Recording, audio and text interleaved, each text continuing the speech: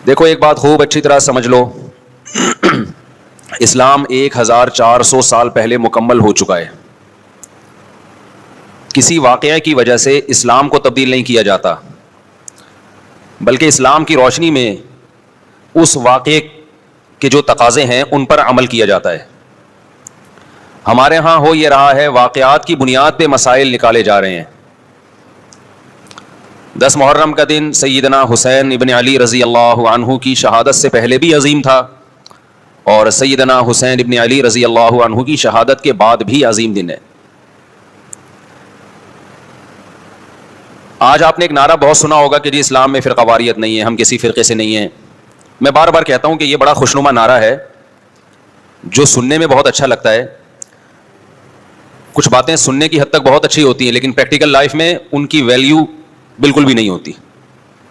جب آپ practical life میں آتے ہیں تو پھر آپ کو یہ فیصلہ کرنا پڑتا ہے کہ آپ کس فرقے سے تعلق ہے آپ کا. آپ سنی ہیں، شیعہ ہیں، معتزلہ ہیں، مرجیہ ہیں، قدریہ ہیں، ناصبیہ ہیں، کیا ہے آپ کا فرقہ؟ یہ کہہ دینا آسان ہے میرا کوئی فرقہ نہیں ہے. اس پر سب سے بڑا اشکال یہ ہوتا ہے، یہ میں اس لیے فرقے کی بات کر رہا ہوں کہ آپ کو بھی طے کرنا پڑے گا کہ آپ یا تو شیعہ بن جاؤ بھائی یا سنی بن جاؤ، ایک طرف ہو جاؤ. آپ محرم میں شیعہ بنے ہوئے ہوتے ہیں، رمضان میں سنی بنے ہوئے ہوتے ہیں، ربیع الاول میں بریلوی بنے ہوئے ہوتے ہیں، تو پتہ ہی نہیں چلتا کہ ٹکتا ہی نہیں ہے کسی ایک جگہ. اور یہ جو نعرے ہیں نا کہ اسلام میں فرقے نہیں ہیں، یہ ویسے ہی قرآن و سنت کی روشنی میں غلط ہیں. اسلام میں 73 فرقے، حدیث میں آتا ہے میری امت 73 فرقوں میں ڈیوائڈ ہوگی، جن میں ایک جنتی ہوگا اور 72 جہنمی ہوں گے. تو ایک جنتی بھی تو فرقہ ہی ہوگا نا. جس نے عمل نہیں کرنا ہوتا نا وہ یہ کہہ کے جان چھڑاتا ہے کہ میرا کوئی فرقہ نہیں ہے، تاکہ وہ بے پیندے کے لوٹے کی طرح لڑکتا رہے، کبھی ادھر کبھی ادھر، کیونکہ عمل تو کرنا نہیں ہے اس نے.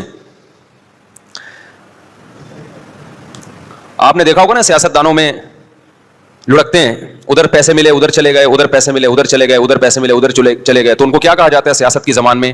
لوٹا کہا جاتا ہے. بھائی تم ایک سیاسی جماعت کے بارے میں سوچو جو تمہیں صحیح لگے، پھر اس پہ ڈٹ جاؤ.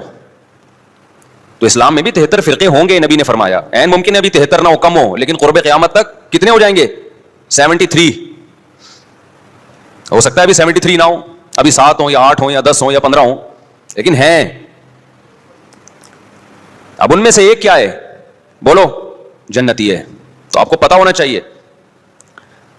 موضوع سے ہٹ کے تھوڑی سی بات کروں گا کیونکہ اس بات کی بھی لوگ غلط پہلو دے سکتے ہیں کہ فرقوں سے مراد کیا ہے. یہ جو فروعی مسائل کا اختلاف ہوتا ہے ائمہ اربعہ میں، یہ فرقوں میں داخل نہیں ہے. یہ چیز رفع الیدین کے ساتھ نماز پڑھنا، بغیر رفع الیدین کے پڑھنا، آمین زور سے آمین آہستہ، یہ تو صحابہ کرام میں بھی اختلاف تھا. یہ تو صحابہ کے دور میں بھی تھا، حالانکہ صحابہ کے دور میں 2 فرقے نہیں تھے.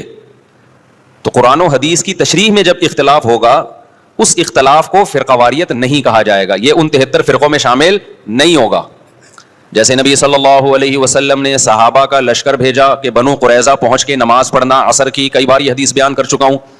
راستے میں نماز کا وقت قضا ہونے لگا، بعض صحابہ نے کہا بھائی فوراً پڑھ لینی چاہیے، نبی کا حکم تھا، مگر نماز قضا ہونے کا تو نبی کو علم نہیں تھا کہ راستے میں قضا ہو جائے گی. بعض نے کہا نہیں، نبی کا مطلب کو چھوڑو، نبی کے الفاظ دیکھو، الفاظ یہی ہے کہ نہیں پڑھنی. تو 2 فرقوں میں بڑھ گئے نا.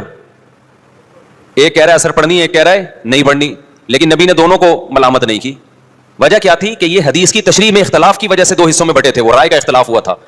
تو یہ فرقہ واریت میں داخل نہیں ہے. یہ تو علماء میں ہوتا ہے، صحابہ میں ہوا. اس میں تو جس مفتی کی بات پر زیادہ اعتماد ہوگا اس کے فتوے کو فالو کیا جائے گا اور دوسرے پہ طنز نہیں کیا جائے گا. لیکن کچھ اختلافات اس سے اوپر کے ہیں. میں سمجھا پا رہا ہوں اپنی بات؟ آ رہی ہے نا؟ آسان مشکل بات تو نہیں کرنا میرے. کچھ اختلافات اس سے اوپر کے ہیں. یہ حنفی، مالکی، شافعی، حنبلی اختلافات، یہ وہ اختلاف نہیں ہے جو 73 فرقوں والے ہیں. یہ تو سب ایک دوسرے کو برحق سمجھتے ہیں.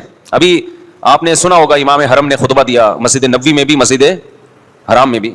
میں 4 ائمہ کا تذکرہ کیا، ابو حنیفہ، مالک، شافعی، احمد بن حنبل، ان کا کہ ان کے فالوورز جو اس خطبے کا میں مفہوم بیان کر رہا ہوں کہ ہم نے قرآن و سنت کو ان کی رہنمائی میں سمجھنا ہے. بہت اچھا خطبہ تھا، اس کا مفہوم میں خلاصہ پیش کر رہا ہوں.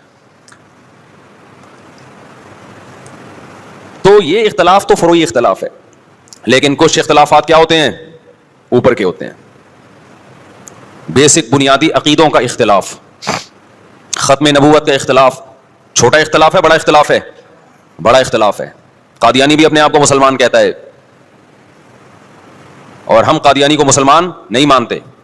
اب کوئی آپ سے پوچھے قادیانی ہو یا نہیں ہو, آپ بولے میں فرقوں کو نہیں مانتا, اور بھائی تو جان چھڑا رہا ہے اپنی. آپ کو مینشن کرنا پڑے گا کہ آپ ختم نبوت کے قائل ہو یا نہیں ہو. اگر قائل ہو تو اس کا مطلب آپ قادیانی نہیں ہو. معتزلہ ایک فرقہ تھا اسلام میں, اس کی کچھ باقیات ابھی بھی ہیں. قدریہ ایک فرقہ تھا اسلام میں. خوارج ایک فرقہ تھا اسلام میں. بہت سے فرقے تو ہوئے, بنے اور تحلیل ہو گئے, اپنی اصل فارم میں رہے نہیں. کچھ لوگوں نے تقدیر کا انکار کیا, اسلام میں ایسے فرقے بھی پیدا ہوئے. اب تقدیر کا جو انکار کیا انہوں نے, یہ چھوٹا اختلاف تھا یا بڑا اختلاف تھا؟ بولو, بولنا پڑے گا آپ لوگوں کو پلیز. یہ بڑا اختلاف تھا, کیونکہ تقدیر کا عقیدہ تواتر سے ثابت ہے, تواتر سے. اس کا انکار انسان کو گمراہ بنا دیتا ہے, اسلام نہیں مانتا ایسے شخص کو. کچھ لوگوں نے زکوٰۃ کا انکار کیا ابو بکر کے دور میں رضی اللہ عنہ. یہ چھوٹا اختلاف تھا, بڑا اختلاف تھا؟ بڑا اختلاف. ایک فرقہ وجود میں آیا, حضرت ابو بکر نے تلوار اٹھا کے ان کے خلاف جہاد کیا. جبریہ ایک فرقہ تھا, انہوں نے کہا کہ ہم مجبور ہیں, ہم جو عمل کرتے ہیں اپنے اختیار سے نہیں کرتے, گن پوائنٹ پہ اللہ ہم سے کرواتا ہے, چاہے نیکی ہو چاہے برائی ہو, ہمارے ارادے کا کوئی دخل نہیں ہے.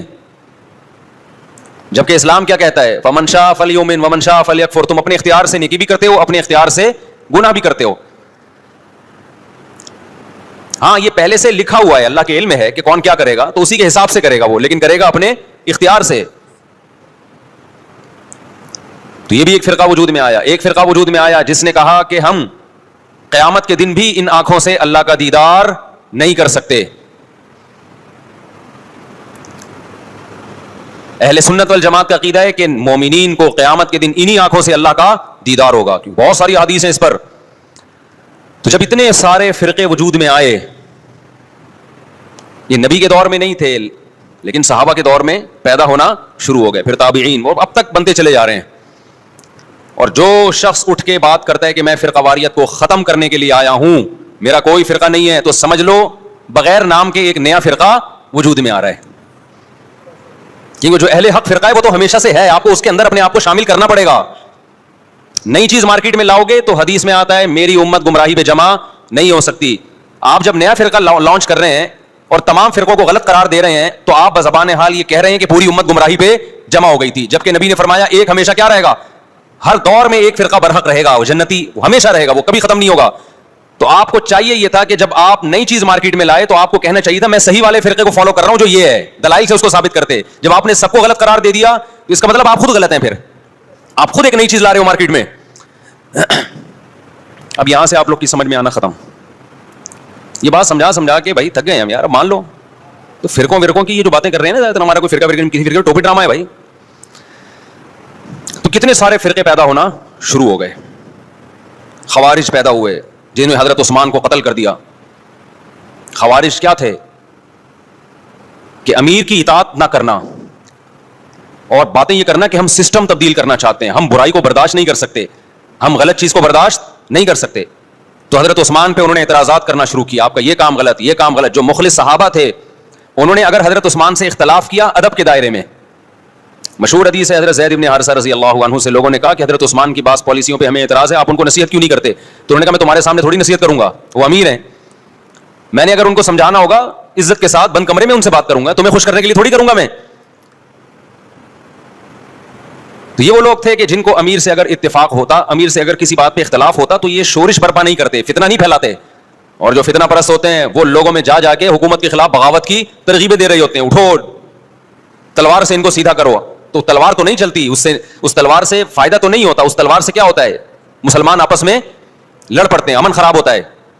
نبی صلی اللہ علیہ وسلم نے ارشاد فرمایا خوارج کے بارے میں, یہ ایک ایسا فرقہ ہے, فرمایا ان کی عبادت ایسی ہوگی کہ تم ان کی عبادت کو دیکھ کر اپنی عبادت کو کم سمجھو گے, نیک اتنے ہوں گے دیکھنے میں. اور آپ صلی اللہ علیہ وسلم نے فرمایا ان کی تلوار ہمیشہ مسلمان کے خلاف اٹھے گی, بت پرست اور غیر مسلم ان سے محفوظ ہوں گے. آج دیکھ لو بغاوت کے نام پہ, اسلامی ریاست کی تحریکوں کے نام پہ مسلم ملکوں کو ہی تباہ کیا جا رہا ہے, مسلمان کو ہی قتل کیا جا رہا ہے. یہ کہتے ہیں پاکستان میں سسٹم تبدیل کرو, سسٹم ہم بھی چاہتے ہیں تبدیل ہو پاکستان میں, لیکن آئین کے تحت تمیز کے دائرے میں, تلوار چلا کے نہیں. کہتے ہیں نہیں ہم نے تلوار چلانی ہے, ہم نے الٹ دینا ہے. تو پھر جاؤ بھائی غیر مسلم ملک کو الٹو نا پہلے جا کے, وہاں پتہ ہے یہ تقریر کی بھی تو فوراً اندر ہو جائیں گے. تو سارا خون خرابہ مسلمان ملکوں میں ہی کرنا ہے تاکہ اور ہم کمزور ہو جائیں.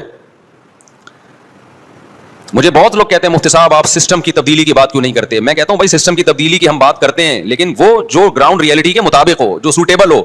ورنہ مبہم نعرے لگا دینا کہ نظام بدل دو, خلافت قائم کر دو, سسٹم چینج کر دو, ایسے مبہم نعرے لگا کے نوجوان طبقے کو آپ اندھیری گلی میں بند کر دیں, یہ بہت آسان ہے.